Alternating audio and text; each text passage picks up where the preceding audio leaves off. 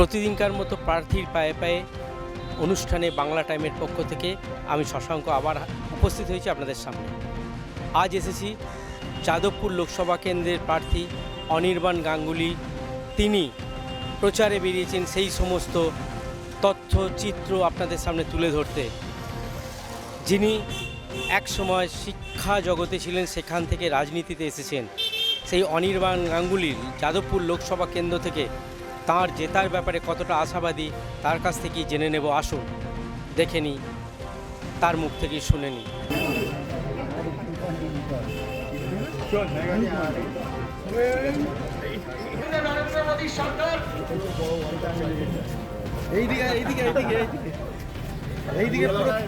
প্রধানমন্ত্রী অন্ন যোজনার মাধ্যমে প্রায় 80 কোটি মানুষকে সম্পূর্ণ বিনামূল্যে রেশনের ব্যবস্থা করেছেন। তাই কেন্দ্র নরেন্দ্র মোদী সরকারকে তার জনমোহিনী কাজকে আরো একবার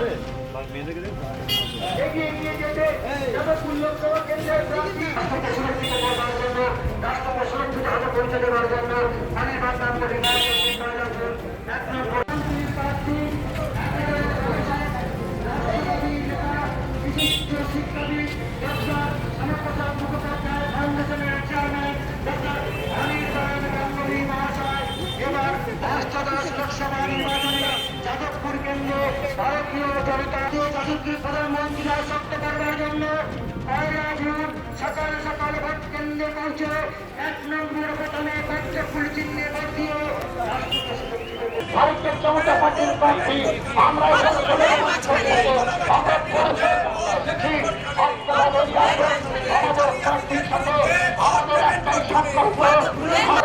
সুযোগ দিন। আমরা কথা দিচ্ছি, আমরা এই অঞ্চলের প্রত্যেকটা মানুষকে আমাদের প্রধানমন্ত্রী আয়ুষ্মান ভারত 5 লক্ষ টাকা। মানে শিক্ষা জগৎ থেকে আপনি রাজনীতিতে এসেছেন, এটা কেন? এটা কেন বলা মুশকিল। মানে ধরুন, শ্যামাপ্রসাদ মুখার্জি শিক্ষা জগৎ থেকে রাজনীতিতে কেন এসছেন? ডক্টর বিসি রায় চিকিৎসা জগৎ থেকে রাজনীতিতে কেন এসছেন?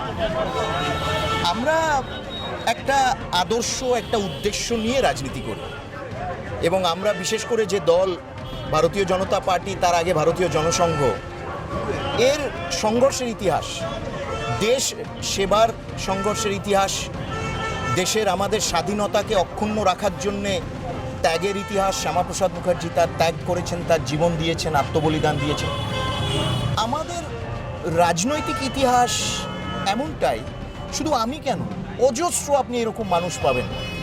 তামিলনাড়ুর ভারতীয় জনতা পার্টির অধ্যক্ষ আন্নামালাই আইপিএস অফিসার ছিলেন, তিনি ছেড়ে ভারতীয় জনতা পার্টি জয়েন করেছেন। অজস্র এরকম এক্সাম্পল পাবেন। আমি তো আপনি আপনার লোকসভা কেন্দ্র যাদবপুর, যেখানে সিপিএমের গড় বলা হয়, সেই জায়গাটা আপনি কতটা আশাবাদী ভারতীয় জনতা পার্টি এই জায়গায়? দেখুন, সিপিএমের গড় সারা পশ্চিমবঙ্গ ছিল একসময়, এখন বিধানসভায় সিপিএম শূন্য। অর্থাৎ ওই একটা সিম্বলিক গড়, তাদের একটা সেন্টিমেন্টাল অ্যাটাচমেন্ট আছে যাদবপুরের সাথে। কিন্তু দাঁড়াবার বেলায় সুজনবাবু দমদম চলে যাবেন, সেলিমবাবু মুর্শিদাবাদ চলে যাবেন, যাদবপুরে দাঁড়াবে না। এই প্রশ্নটা তাদেরকে করা উচিত। এতই যদি গড়, তাহলে গড়ে সব বড় বড় রাঘব বোয়ালরা, একেবারে কিংবদন্তি নেতারা, তারা ছেড়ে ছেড়ে ক্যালকুলেশন করে করে মোহাম্মদ সেলিম চলে গেলেন মুর্শিদাবাদে। আরেকটা জিনিস, আপনি যাদবপুর লোকসভা কেন্দ্র থেকে জিতলে এখানকার মানুষের কি কি দাবি নিয়ে সেখানে যাবেন লোকসভা পার্লামেন্টে? দেখুন, দাবি অনেক রয়েছে। প্রথম কথা হলো যে এখান থেকে নির্বাচিত প্রতিনিধি হয়ে মানুষের পাশে থাকা।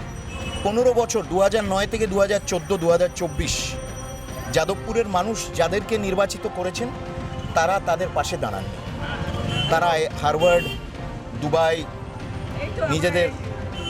নিজেদের গান, নিজেদের বাজনা, নিজেদের ফিল্ম, সিনেমা, এইসব নিয়েই তারা মেতেছিলেন।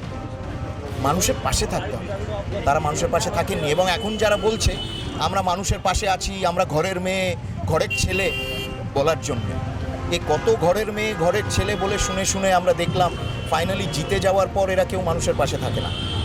পশ্চিমবঙ্গে ভারতীয় জনতা পার্টি কতগুলো সিট আশা করছে আপাতত লোকসভা? খুব ভালো ফল আশা করছে। 35টা সিট আমরা টার্গেট করেছি, এবং অপ্রত্যাশিত ফল এবারে হবে। কেন এইবারের নির্বাচন হচ্ছে প্রধানমন্ত্রী নরেন্দ্র মোদীকে তৃতীয়বার প্রধানমন্ত্রী নির্বাচিত করা, এবং তার মতন জনপ্রিয় প্রধানমন্ত্রী স্বাধীনতার পর তিনি অনেক রেকর্ড ছাপিয়ে গেছেন। এবং সাধারণ মানুষ যারা মানে একটা বাবলে থাকে না, কোকুনে থাকে না যারা, বা যারা ভ্যাকিউমে থাকে না, সাধারণ মানুষ তারা বোঝে। আর একটা জিনিস যেটা হচ্ছে পশ্চিমবঙ্গের বর্তমান পরিস্থিতি, যে দুর্নীতি আর সন্দেশখালির যে কাণ্ড, এটা কি বিজেপি আলাদা অ্যাডভান্টেজ পাবে বলে মনে করি? না, দেখুন, এটা কোনো অ্যাডভান্টেজ ডিসঅ্যাডভান্টেজ হিসেবে আমরা দেখি না। সন্দেশখালি হচ্ছে মা বোনেদের সুরক্ষা, আত্মসম্মান, আত্মমর্যাদার বিষয়।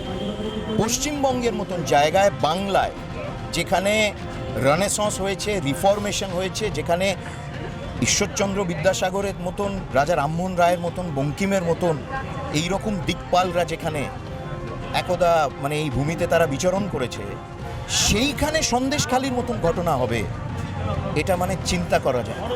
এবং সেই জন্য যারা আজকে এই যে তৃণমূল কংগ্রেস, সিপিএম যে খুব সিঙ্ক্রোনাইজ করে কোঅর্ডিনেট করে এই যে প্রচারটা করছে, তাদেরকে জিজ্ঞেস করা উচিত সিপিএমকে যে তারা কি সন্দেশখালি চায়, সন্দেশখালি নিয়ে কতটা সরব হয়েছে, এখন কতটা হচ্ছে, তখন কতটা হয়েছিল।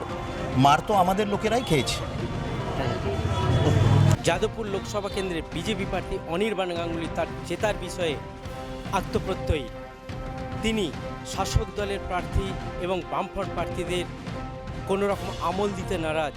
তার মতে বামফ্রন্ট পশ্চিমবঙ্গের লুপ্ত প্রায় হয়ে গিয়েছে, কারণ বিধানসভায় আজ তারা শূন্য এবং শাসক দলের ওই তারকা প্রার্থী দিয়ে কোনো কিছু কাজ হবে না, এটাও স্পষ্ট এবং দায়িত্বহীন ভাষায় জানিয়ে দিয়েছেন। ক্যামেরায় গোপাল মজুমদারের সাথে শশাঙ্ক পালের রিপোর্ট, বাংলা টাইম, কলকাতা।